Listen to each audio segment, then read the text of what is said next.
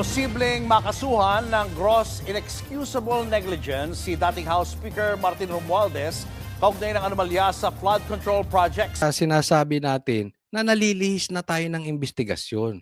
Naiiba kwento Tingnan po natin.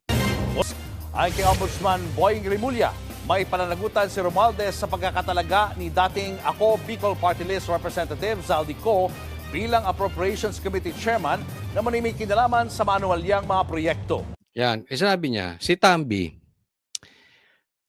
kakasuhan, pananagutin, posibleng panagutin, posible, sa gross negligence, unexcusable negligence, gross na unexcusable pa. Ang sarap pakinggan, dahil siya daw ang naglagay kay Saldico. So, dapat siyang managot. Pag pinakinggan mo, wow! Ang galing! Ang galing ni Ombudsman. Pinasasagot ang galing ni Boying. Nagbagong buhay na. Pumuputi na. Pasasagutin si Tambi. Hindi na pinoprotektahan ng mastermind. Hindi po ganun. Anong kaso? Gross negligence? Ibig sabihin nun, sinasabi niya, ito sa diretsahan, sinasabi, pag ganun ang kaso, absuelto si Tambi. Lumalabas, para sa kanilang investigasyon, ang kaso dapat ni Tambi, dahil hinayaan niya lang si Saldico magnakaw. Ganun lang, kasi siya ang naglagay dyan at hinayaan niyang magnakaw. Hindi. Hindi ganun. Ang tinuturo na kasama na hinahatiran ng pera, si Tambi. Yan ang sinabi ni Gutesa. Huwag tayong lumihis doon. Anong ibig sabihin? Yan din lang sinabi ni Cheese. Marami na rin pong nagsasabi. Diba? Mastermind, di umano, si Tambi. O, parang nilinis nyo si Tambi. Di ba? Parang may pinatay. Pero siya talaga ang pumutok ng baril. Pero ang binibintang lang sa kanya, pinahiram lang niya ng baril. Pero wala siya ron sa patayan. Ganun po. Ginagago talaga tayo nito mga ito. Sa tingin nila mga estupido tayo. Yan yung sinasabi ko Lihis na lihis kayo. Si Koke, anong gusto? Yung mga vlogger nila, anong gusto? Dolomite. Anak. Lihis na lihis sa ghost projects. Ba't pa hirap na hirap kayo makafocus sa ghost projects?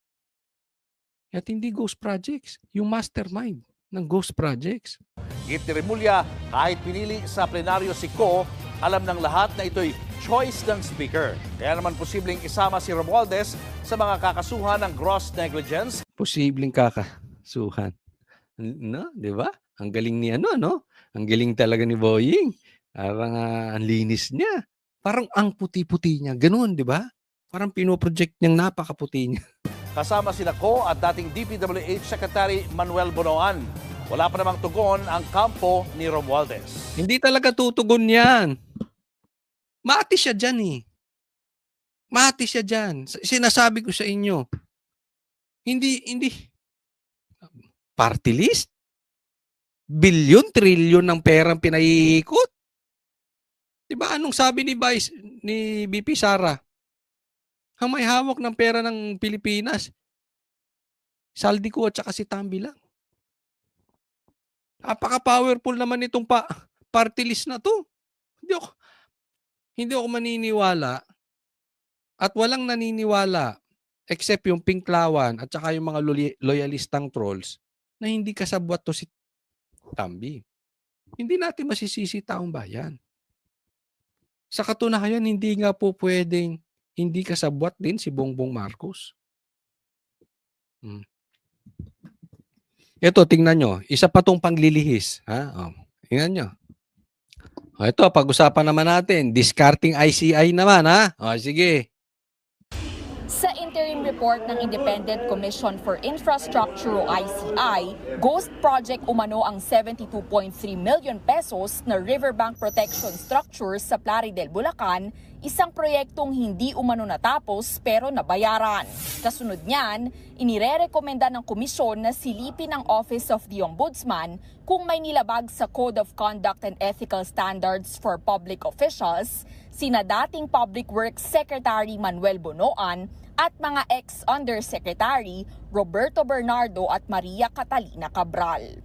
Their acts and omissions indicate a failure to secure the required diligence and oversight expected of public officers entrusted with administration of public funds, thereby resulting in evident injury to the government. Bubuwit. Masasabi ko, bubuwit. Okay, hindi ko po sinasabi na malinis si Bonoan o yung mga kasama niya. Hindi ko rin sinasabi na pabayaan natin sila. Pero, tingnan mo, sinong gustong imbestigahan ng ICI? Mga bubuwit. Inimbestigahan nyo si Tambi. Ang dami nyo inimbestigahan. Anong gusto nyo paimbestigahan? Yung dating DPWH, secretary, diba? Yung mga senador. Bakit tayo napupunta ron? Bakit tayo lumilihis? Yan ang sinasabi ko kaya nakakaasar eh. Diba? Kaya nga sabi nila, dapat gibain na tong ano na to, itong ICI na to, walang kwenta to. Itong ICI nito, gusto nyo, pustahan tayo. Hindi ako nagsasagal, hindi ako. Pero ano ko lang yun. Pustahan. Lalabas, malinis din si Tambi. Lalabas, malinis din si Bongbong. Wala itong mapapakulong na matataas. Kung posibleng may mapakulong to na mataas, pabor kay Duterte. Ibig sabihin, hindi nila kayang hawakan ng leeg. Tapos, puro bubwit na yan. Ganyan lang silbi ng ICI. Walang kwenta yan. Sabi ko sa inyo, hanggat hindi nyo kayang imbestigahan ang Ilocos Norte at hindi nyo kayang mag-live, lahat yan, walang maniniwala. Para naman kay Ombudsman Boying Remulla, malinaw ang kapabayaan. It can be attributed to gross inexcusable negligence, if I'm not mistaken. Being the Secretary of Public Works, it was his job to make sure that things happen properly.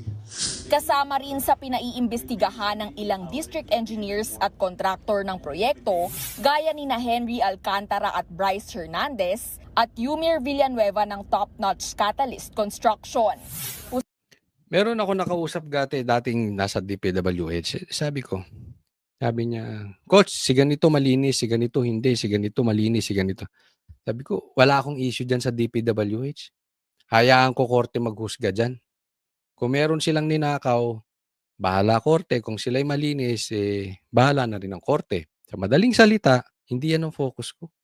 Hindi ko gustong marinig kung si ganito malinis, si ganito malinis. Ang nagpapahirap sa taong bayan natin, yung matataas ang posisyon na nakaupo, sila ang ugat ng nakawan at korupsyon sa Pilipinas. Yung mga politiko. Kung wala yung mga politikong swapang na yan, kung may masasampulan, wala yan. So, sa totoo lang, nakakornihan ako sa mga ganyang klaseng pautot eh. Wala yan. Puro papel, hearing dito, nakatago dito, lihis dito, may pinipirmahan dito, gross negligence dito. Wala. Isipin mo, ang sabi 99 days na. Hanggang ngayon, wala pang nakukulong. Ganyan po comedy. Magnakaw ka lang sa grocery, nakakulong ka na agad eh. Sabi, hindi, coach, iba naman yun. Hindi iba yun. Kaya, mahirap. Kasi, ginugulo yung investigasyon. At kilala ng taong bayan sino yung naggugulo ng investigasyon. Yung nililihis. Isa pang pampagulo kaya wala akong respeto sa mga dilawan. Isa pa silang pampagulo. Hindi sila concerned sa mastermind. Hindi sila concerned sa magnanakaw. Ang concern lang iniisip ng dilaw ay wag makaupo si Sara. Can you respect those kind of people? Wala eh. Pampahirap sila. Next po. Eto po, nakita ko yung post ng One TV Philippines, no? So, tanong ko sa inyo, totoo ba ito? Ha? Isipin mo. Ang binabanggit na mastermind at hinahatiran ng mali-malitang pera si Tambi. Sinasabi na rin na karamihan ng proyekto ng Diskaya ay nasa Ilocos Norte. Tapos, ang ilalabas ganito. Totoo, kaya ako nagtatanong totoo ba to? ICI. Pambihira kayo, ang iimbestigahan nyo Davao City. Sabi, nakatakdang magsagawa ng investigasyon ang ICI kasama ang DPWH sa Davao City. Tututukan sa investigasyon ng iba't ibang flood control projects lalo na iyong matatagpuan sa barangay Pangyan sa lungsod. Nakatakdang simulan ng investigasyon bukas, November 5, sa pangunguna ni ICI, Rodolfo Asurin at kung sino-sino yung mga yan. Sa Davao City talaga. 'Di ba? Ba't di nyo imbestigahan ang Bulacan, Ilocos Norte? Yung Leyte kaya, ba't di nyo imbestigahan? Yung Cebu, lubog na sa baha.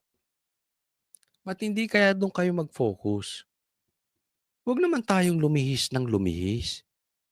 Kaya yung mga investor natin, hindi mo masisisi, nagsilayas na. Yung mga negosyante ayaw na mag-invest. Lumabas na rin, umalis na. I-invest na lang nila yung pera nila sa iba. Bakit? Ginagago nyo yung investigasyon tinuturo na. Lihis pa kayo ng lihis. Kailan nyo iimbestigahan ng Ilocos Norte? Pambihira itong mga to. Kaya walang mangyari sa atin Akala nyo naayos ang Pilipinas sa ganyan? Bongbong, anong klase kang leader? Bagsak na ekonomiya natin. Kung tatagal ka pa dyan ng 3 taon, maraming mamamatay sa gutom, Bongbong Marcos. Maraming mawawala ng trabaho. Maraming mga bata hindi ka makakakain. Maawa ka. It's either you lead this country ng tama or lumayas ka na dyan sa posisyon mo. Hindi natin mapapabalik ang mga investors, mga negosyante sa ganitong klaseng investigasyon. Walang tiwala Huwag nyo nang ipagtanggol. Wala talagang tiwala ang taong bayan sa inyo, ICI.